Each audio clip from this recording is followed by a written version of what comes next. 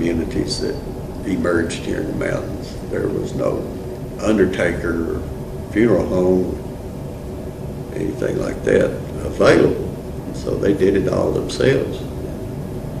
They did it, the funerals that I remember, my grandfather's funeral, various other folks in the community, wasn't even done at church, it was done at their home. All these people would come in and they would bring food and so forth. And they sat up with them. And so people would come and go, and they usually had a 3-day period. So the person would pass away, and then they would keep them there at that home for 3 days. And I suspected that that tradition arose as a means to allow family to travel to get back home before the funeral actually occurred. But then they would start off right at the very beginning. As these people came in, there would be people singing and preaching and so forth. This would go on for the whole 3-day period, and they would bury them. And of course, all that's changed.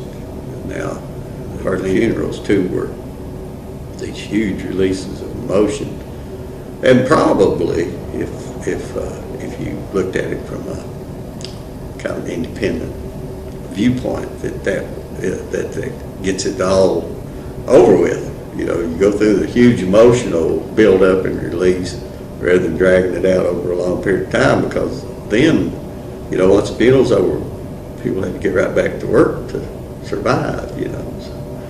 So a lot of this, it's hard to tell what was the religious part, what was the part that came out of necessity of where they were at and all that stuff, you know, that just gradually got to be an integral part. And I think some of the things they do now that were necessary years ago probably has lost its meaning, and they just do it because it's a tradition now more than anything else. But again, when shall I see Jesus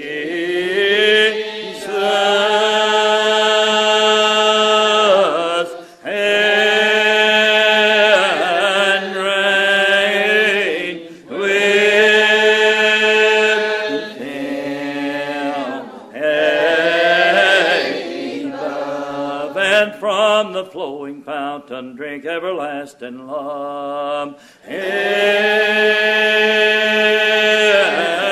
from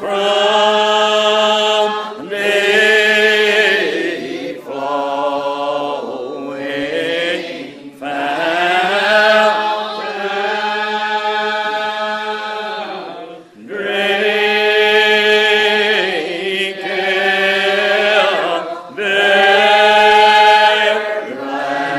Different breaks between like 2 or 3 preachers would preach, and then they'd take a break, and some of that breaks was smoke breaks, by the way.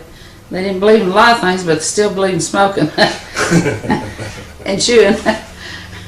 about was that at one point, though, Reverend Baptist thought it was fine to drink a little bit, and so they talked about, you know, that this guy, my great-great-grandfather, had made this comment about some guy that he was so sorry he didn't have enough money to even buy him a pint, and so they accepted that as being a part, and then they changed it along the way there. And I remember my grandfather kept a bottle, and he talked about it was medicine. So, and then at some point it got to the point where they just didn't tolerate drinking at all. So you can see that even though they've been pretty well cut and dried in their beliefs, they have changed and evolved over the years, and the thing about cutting their hair has changed. Yeah, because I believe in early teaching. You know, if you're going to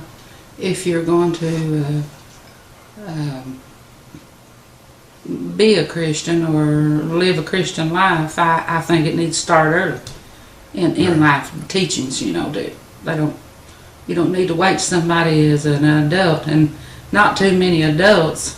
If you're 30 years old and you decide you want to go to church or is going to go into the old regular Baptist because of the strict ways that they live. You know, it's like I said, it's too strict of a religion, as far as dress and everything, people anymore, you know, if it's cold outside, they put on a pair of pants, you know. Yeah. And it's just, I think it's a dying religion, you know. And the most people in that church at that time were old, you know, really older people. Probably, my mother was in her 30s. They were probably in their 50s and 60s. Of course, they've been gone a long time. But now, if you'll notice, in most of the old regular Baptist churches, they're up in years. They're not. Pursue